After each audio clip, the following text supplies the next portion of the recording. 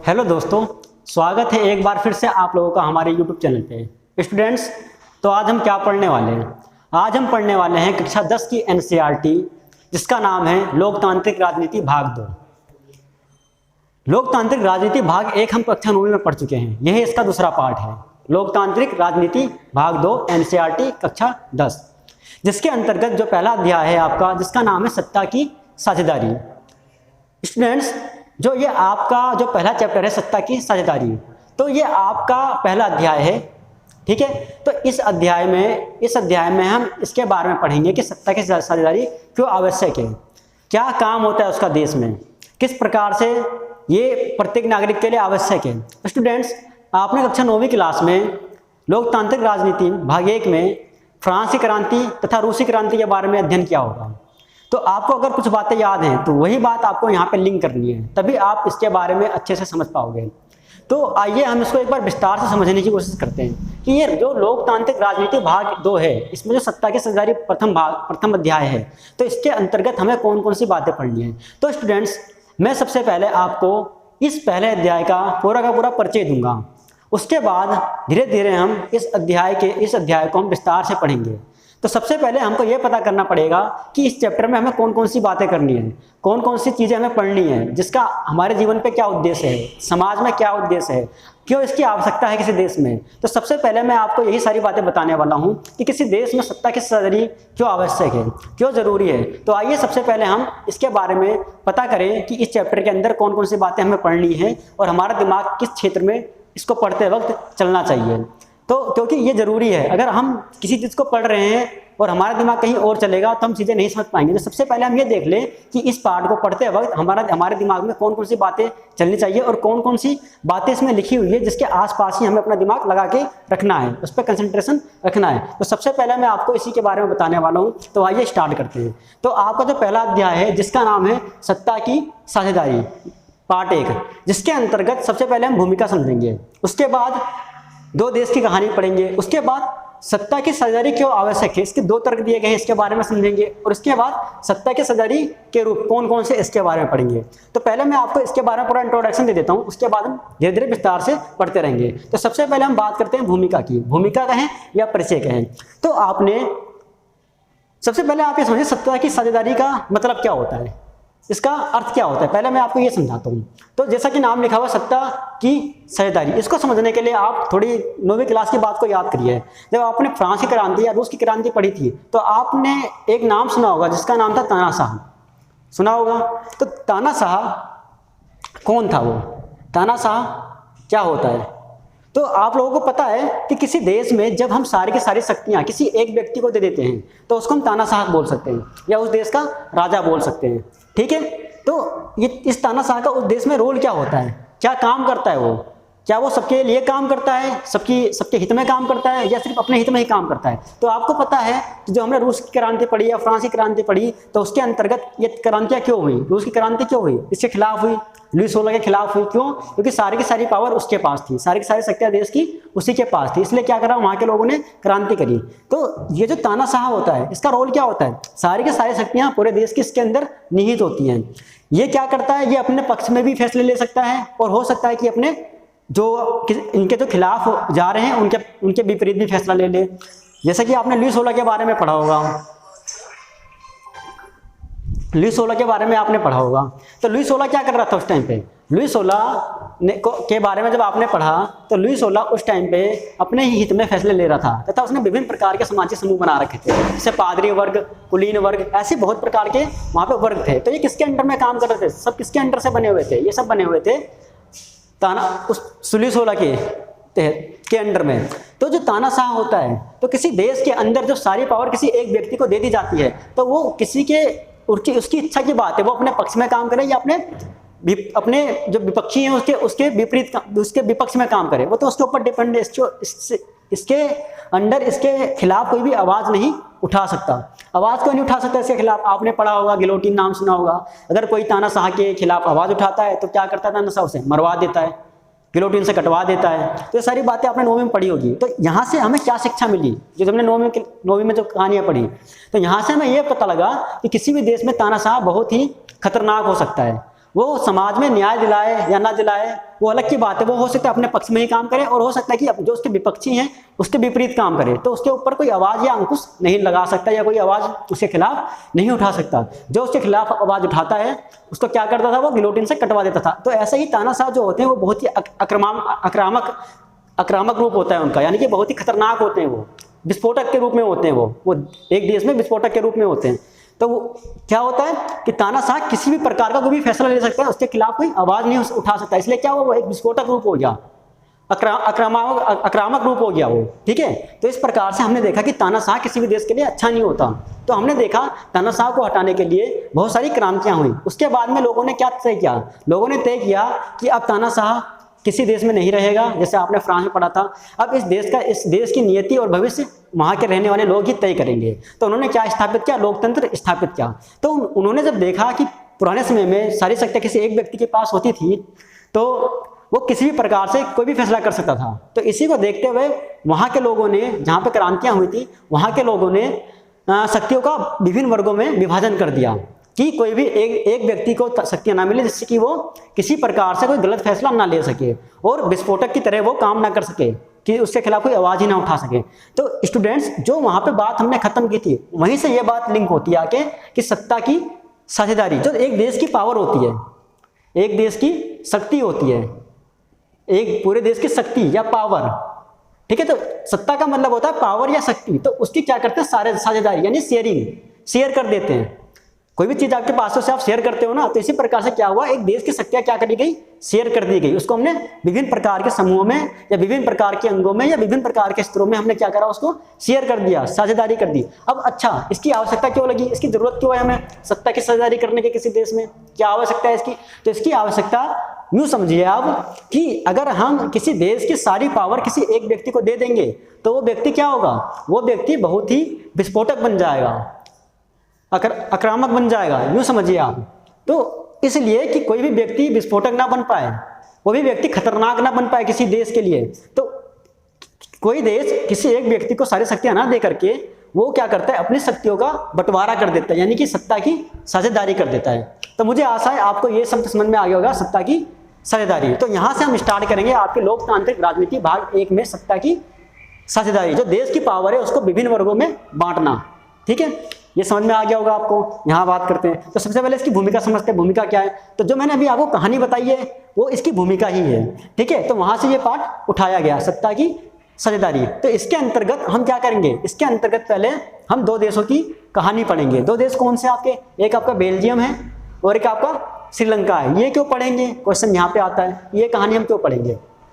ये कहानी हम इसलिए पढ़ेंगे कि जो हमारे दिमाग में जो सत्ता की साझेदारी को लेकर के सवाल हैं कि अगर किसी देश में सत्ता की साझेदारी नहीं होगी तो उस देश का स्वरूप कैसा हो सकता है, और अगर मान लिया किसी देश में सत्ता की साझेदारी है तो उस देश का स्वरूप कैसा हो सकता है। तो यहाँ पर जो ये 2 कहानियां दी गई हैं ये इसी प्रकार से है। एक देश ऐसा है जहाँ पर सत्ता की साझेदारी समय के अनुसार कर दी गई, और एक देश ऐसा है जहाँ पर सत्ता की साझेदारी समय के अनुसार नहीं की गई। तो वहाँ पे क्या हुआ और वहाँ पे क्या हुआ, तो ये 2 कथाएं या 2 कहानियां हम यहाँ पे पढ़ेंगे। तो सबसे पहले हम इसमें पढ़ेंगे बेल्जियम और श्रीलंका का परिचय, कि ये कहाँ पे है, कौन सा देश है, किस महाद्वीप में आते हैं। ठीक है, और इनका जो है क्षेत्रफल कितना है, इनकी जनसंख्या कितनी है, तो ये सारी बात हम परिचय में देखेंगे। उसके बाद देखेंगे हम सामाजिक संरचना। सामाजिक संरचना में हम देखेंगे कि उस देश में रहने वाला समाज कितने वर्गों में विभाजित है। जैसे कि हमने कक्षा 9 में पढ़ा था, कुलीन वर्ग, पादरी वर्ग और निम्न वर्ग। इसी प्रकार से हम यहाँ पे भी देखेंगे कि बेल्जियम और श्रीलंका में जो सामाजिक संरचना है, जाति के आधार पे या धर्म के आधार पे या भाषा के आधार पे, जो भी आधार है, जिस प्रकार का भी आधार है, तो उसकी सामाजिक संरचना इन दोनों देशों में जो लोग रहते हैं उनकी संरचना किस प्रकार है, कौन सा लोग ज्यादा रहते हैं, कौन सी भाषा बोलने वाले और कौन सी भाषा बोलने वाले कम लोग रहते हैं। तो यहाँ पे हम संरचना में, सामाजिक संरचना में ये देखेंगे। सामाजिक मतलब समाज, संरचना मतलब स्ट्रक्चर, वहाँ के समाज का स्ट्रक्चर देखेंगे। उसके बाद देखेंगे सामाजिक संरचना। देखो ये 2 बार लिख गया है, यहाँ पे होना चाहिए था समस्या, यहाँ पे होगा समस्या। तो सामाजिक संरचना के बाद हम देखेंगे उस देश में कौन कौन सी समस्याएं उत्पन्न हुई, किसको लेकर के वहाँ की जो सामाजिक संरचना थी उन्होंने आपस में किस प्रकार की समस्याएं उत्पन्न की, किसी चीज की मांग को लेकर के, और किस प्रकार से उन देशों में उन समस्याओं का निवारण हुआ। तो यहाँ पे हम इस 2 देशों की कहानी में इन चीज़ों को हम पढ़ेंगे, इस पे हम प्रकाश डालेंगे, तो इसको समझने की कोशिश करेंगे। तो ये जो 2 देश हैं आपके, तो यहाँ पे ये सारी बातें बयां करेंगे कि क्यों सत्ता की साझेदारी आवश्यक है और क्यों नहीं है। ठीक है बच्चों, तो यहाँ तक बात आपकी कंप्लीट होती है। ठीक है, अब देखते हैं सत्ता की साझेदारी क्यों जरूरी है। तो इसमें 2 तर्क दिए हुए हैं। अब देखिए, मैंने आपको बता दिया कि सत्ता की साझेदारी क्यों आवश्यक है, क्यों जरूरी है। हम बात कर चुके हैं इसमें कि कोई व्यक्ति विस्फोटक ना बन जाए, कोई व्यक्ति तानाशाह ना हो जाए, सारी पावर किसी एक व्यक्ति में ना हो जाए, जिससे कि वो किसी को ये परमिशन ना दे कि वो मेरी बुराई कर सके। तो इसलिए क्या है, हम क्या करते हैं, सत्ता की साझेदारी कर देते हैं। तो इसमें 2 तर्क दिए गए हैं, एक है आपका युक्तिपरक तर्क और एक है आपका नैतिक तर्क। अब यहाँ पे जो बात होती है युक्तिपरक और नैतिक तर्क, तो इसका मतलब क्या है, इसका मतलब हमें समझना पड़ेगा।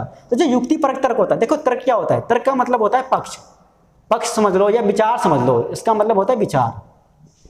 तो 2 विचार दिए गए हैं, 2 विचार कौन से हैं, एक युक्तिपरक विचार है और एक नैतिक विचार है। तो जो युक्तिपरक विचार है या युक्तिपरक तर्क है, आपका तर्क कहना ज्यादा सही रहेगा, या युक्तिपरक तर्क है, तो ये किस पे जोर देता है, ये देता है आपका, ये किसी भी काम को करने के लिए क्या देखते हैं, लाभ और हानि का विचार करते हैं। युक्तिपरक तर्क में हम जब कोई काम करते हैं, इसका मतलब अभी हम किसके बारे में पढ़ रहे हैं, सत्ता की साझेदारी, तो इसके हम लाभ और हानि पर प्रकाश डालेंगे कि युक्तिपरक तर्क में इसको लेकर के क्या लाभ है देश में और क्या हानियां हैं। इस बारे में हम अध्ययन करेंगे, कौन कौन से लाभ हैं इस तर्क के अंतर्गत और कौन कौन सी हानियां। जैसे कि मान लिया सत्ता की साझेदारी करनी जरूरी है देश में, इससे क्या होता है, इससे देश की अखंडता और एकता बची रहती है और देश में एक दूसरे के ऊपर लोगों का विश्वास बना रहता है। तो इससे क्या ये लाभ हैं। और हानियां क्या है, अगर हम इसकी बात करें युक्तिपरक तर्क में सत्ता की साझेदारी की, तो इसमें हानियां भी हो सकती हैं बहुत सारी। जैसे मान लिया अगर सत्ता की साझेदारी हम लोग कर देते हैं देश में, तो सभी को वोट डालने का अधिकार मिल जाएगा। या मान लिया कुछ ऐसे वर्ग भी आ सकते हैं जो गलत फैसला ले लें, जिनको कुछ भी नहीं आता, देश के बारे में कुछ भी नहीं आता, वो कुछ भी नहीं समझते संविधान के बारे में, तो कहीं वो गलत फैसला न ले ले। हमने क्या करा, उनको साझेदारी कर दी, उसको हमने पावर दे दी, कहीं वो गलत फैसला न ले देश के हित में, तो ये भी हानियां हो सकती हैं। तो जब हम ऐसे विचार करते हैं इसके प्रति, हम जब लाभ और हानि को देखते हैं, तो ऐसे विचार को हम युक्तिपरक तर्क कह सकते हैं। आगे बात करते हैं नैतिक तर्क की। तो नैतिक तर्क में हम किसी भी चीज के महत्व पर प्रकाश डालते हैं, उस चीज के सिर्फ महत्व को देखते हैं कि इसका इंपॉर्टेंस क्या है देश में, एक देश में उसका इंपॉर्टेंस क्या है, हम किस में देखते हैं, नैतिक तर्क में। ठीक है, तो जैसे कि हम बोल सकते हैं कि सत्ता की साझेदारी लोकतंत्र की आत्मा है। ठीक है, कि सत्ता की साझेदारी नहीं रहेगी तो सत्ता की साझेदारी नहीं रहेगी तो लोकतंत्र नहीं चलेगा। इसलिए क्या बोलते हैं हम कि सत्ता की साझेदारी लोकतंत्र की आत्मा है। तो इसको हम बोलेंगे नैतिक तर्क, कि सिर्फ महत्व देखेगा, लाभ और हानि को छोड़ के वो सिर्फ महत्व देखेगा। तो एक बार आप इसको यूं समझ लो कि युक्तिपरक तर्क उस तर्क को कहते हैं जो दिमाग से लिए गए फैसले पे संकेत करता है, और नैतिक तर्क को हम उसे बोल सकते हैं जो दिल से लिए गए फैसले पे संकेत करता है, कि हम बिना लाभ हानि को सोचते हुए अपने दिल से फैसला लेते हैं। और यहाँ पे सिर्फ हम दिमाग से फैसला लेते हैं, सिर्फ किसको सोचते हुए, लाभ और हानि को सोचते हुए। तो यहाँ पे हम इसके बारे में पढ़ेंगे कि दिमाग से सोचा जाए सत्ता की साझेदारी क्यों आवश्यक है, उसके लाभ और हानि को, तो इसके बारे में देखेंगे। और उसके बाद देखेंगे कि ये क्यों जरूरी है, प्रत्येक व्यक्ति इसमें भागीदारी निभाता है, तो इससे लाभ कौन कौन से, हानि कौन कौन से, तो इसके महत्व को दर्शाता है। तो यहाँ पे मुझे आशा है आप ये बात समझ गए होंगे कि युक्तिपरक तर्क और नैतिक तर्क, ये कई बार पेपर में भी आया हुआ है। आगे देखते हैं सत्ता की साझेदारी के रूप। तो हमने यहाँ तक अध्ययन कर लिया कि सत्ता की साझेदारी क्यों आवश्यक है, उसके कौन कौन से विचार है, युक्तिपरक कौन से विचार है, नैतिक तर्क में क्या है। अब देखते हैं इसके बाद में जो चैप्टर में आएगा आगे कि सत्ता की साझेदारी के कौन कौन से रूप हैं। तो किसी भी देश में हम क्या करते हैं, एक पावर को एक ही केंद्र में नहीं रखते, उसको क्या करते हैं, अलग अलग भागों में विभाजित कर देते हैं, अलग अलग भागों में बांट देते हैं, अलग अलग संस्थाओं में बांट देते हैं। तो अभी तो जो मैंने बात आपको कही वही बात यहाँ पे एक्सप्लेन होती है दोबारा, कि हम क्या करते हैं, सत्ता की साझेदारी को कई प्रकार के रूपों में विभाजित कर देते हैं, कई प्रकार से बांट देते हैं। ठीक है, कौन कौन से रूप हैं उसके, तो नंबर 1 रूप ये हो सकता है आपका कि शासन के विभिन्न अंगों के बीच सत्ता का बंटवारा। तो ये जो अंग है, इसका मतलब क्या है यहाँ पे, कि हम क्या करते हैं, एक ही स्थान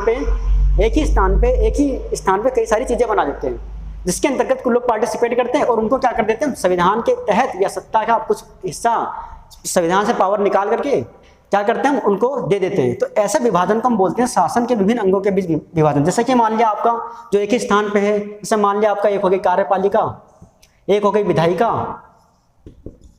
और एक हो गया आपका कार्यपालिका और एक हो गई न्यायपालिका। जब हम क्या करते हैं, ऐसा बंटवारा सत्ता का जो एक ही धरातल पे होता है, इसको हम धरातल बंटवारा भी बोलते हैं, धरातल बंटवारा।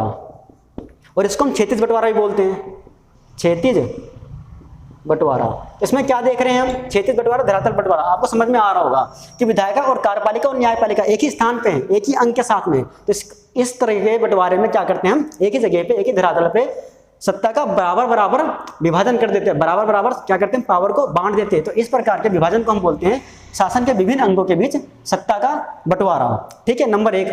नंबर 2, एक रूप यह भी हो सकता है सत्ता के बंटवारे का, सरकार के विभिन्न स्तरों पर सत्ता का बंटवारा। अब विभिन्न स्तर का मतलब यहाँ पे क्या है, देखिए ये हमने देखा अंगों के बीच, एक अंग के बीच, और यहाँ पे स्तर की बात आई है। यहाँ पे ध्यान देना, स्तर और अंग। तो यहाँ पे जो स्तर की बात आई है, तो स्तर का मतलब क्या है, ऊंचा स्तर या नीचा स्तर या बीच का स्तर। तो ऊंच और नीच की बात करते हैं ना, तो जब हम सत्ता का बंटवारा इस प्रकार करते हैं, ऊंचे से उच्चतम से निम्न की ओर, तो इस प्रकार के बंटवारे को हम बोलते हैं सरकार के विभिन्न स्तरों पर सत्ता का बंटवारा। अब जैसे समझ लीजिए, जैसे कि एक यहां समझा देता हूं मैं आपको। जैसे कि मान लिया एक आपके होते केंद्र सरकार, ये क्या उच्चतम है, उच्च है ये, और फिर होती है आपकी राज्य सरकार, एक होती है आपकी केंद्र सरकार, और एक होती है आपकी राज्य सरकार, और एक होती है आपकी सामुदायिक सरकार। तो यहां पे देखिए क्या हो रहा है, ये जो सरकार और सामुदायिक सरकार, यहां बता देता हूं मैं आपको, दिख नहीं रहा होगा आपको। देखिए इसके अंतर्गत क्या है, उच्चतम से निम्न की ओर। जैसे कि मान लिया सबसे उच्चतम सरकार कौन सी है, केंद्र सरकार, उसके नीचे फिर राज्य सरकार, फिर उसके नीचे सामुदायिक सरकार, सामुदायिक सरकार। तो इस प्रकार क्या करते हैं, सरकार के विभिन्न अंगों के बीच में हम सत्ता का बंटवारा कर देते हैं। तो इस प्रकार के विभाजन को हम बोलते हैं सरकार के विभिन्न स्तरों के बीच में सत्ता का बंटवारा या सत्ता की साझेदारी। ठीक है, आगे बढ़ते हैं। ये आपका 3rd नंबर, विभिन्न सामाजिक समूहों के बीच सत्ता का बंटवारा, विभिन्न सामाजिक समूहों के बीच में सत्ता का बंटवारा। तो इसके अंडर में क्या करते हैं, अपने जो पावर होती है उसको हम देश में बांट देते हैं। अब ये जो सामाजिक समूह लिखे हुए हैं इस पर थोड़ा आप ध्यान दीजिए। सामाजिक समूह तो ये कुछ भी हो सकते हैं, जैसे मान लिया देश में जातीय आधार पर हो सकते हैं, जातीय आधार पर हो सकते हैं, और भाषाई आधार पर हो सकते हैं, भाषाई आधार पर हो सकते हैं। तो ये आधार कई प्रकार से हो सकते हैं। तो क्या करते हैं हम, समाज में जो है विभिन्न सामाजिक समूह बना करके उनके बीच में क्या करते हैं, सत्ता को बांट देते हैं। जैसे मान लिया इसके अंतर्गत हम क्या करते हैं, जैसे मान लिया हमारा जो मेंबर ऑफ पार्लियामेंट है, जो हमारी संसद भवन है, संसद भवन, तो इसके अंदर क्या करते हैं, इसके अंदर कुछ सीटें हम आरक्षित कर देते हैं कि वो किसी जो है वो सामाजिक समूह के लिए आरक्षित है। वो सामाजिक समूह कुछ भी, कोई सा भी हो सकता है, गरीबी रेखा के नीचे, गरीबी मतलब गरीब के ऊपर भी हो सकता है, या मान लिया कोई आदिवासी है उसके लिए भी हो सकता है, या धर्म के आधार पर भी हो सकता है, और जाति के आधार पर भी हो सकता है। तो जो विभिन्न सामाजिक समूह लिखे हुए हैं यहाँ पे, तो किसी आधार पर भी हो सकता है। तो इस प्रकार से मैंने आपको एक उदाहरण देकर समझा दिया कि संसद भवन में कुछ सीटें आरक्षित है आदिवासियों के लिए और ST और SC वालों के लिए। तो इस प्रकार से हमने क्या कर रखा, समाज के अंतर्गत उनको कुछ अलग से पावर दे रखी है, जिसे हम बोलते हैं विभिन्न सामाजिक समूहों के बीच में सत्ता का बंटवारा। चौथे पॉइंट में देखते हैं, विभिन्न दबाव समूह और आंदोलनों द्वारा शासन को प्रभावित तथा नियंत्रित करना। अब देखिए यहाँ पे तो लिखा हुआ है विभिन्न दबाव समूह, तो यहाँ पे दबाव समूह कोई से भी हो सकते हैं। हित समूह मान लो, हित समूह, हित समूह का मतलब यहाँ पे क्या है, मान लिया कोई डॉक्टर का एक ग्रुप है, मान लिया कोई इंजीनियर का एक ग्रुप है, या मान लिया कोई मजदूरों का ग्रुप है, या मान लिया कोई किसानों का ग्रुप है। तो एक ग्रुप हो सकता है, कोई दबाव समूह हो सकता है। तो क्या करते हैं, वो आंदोलन करते हैं। आंदोलन करके क्या करते हैं, सरकार के ऊपर जो सत्ता में है, जो केंद्र में है, या जो मेन पावर में है, उसके ऊपर क्या करते हैं, दबाव बनाते हैं। ठीक है, शासन को क्या करते हैं, प्रभावित करते हैं और नियंत्रित करते हैं। किस प्रकार से, आंदोलन कर करके। तो दबाव समूह वो कोई से भी हो सकते हैं।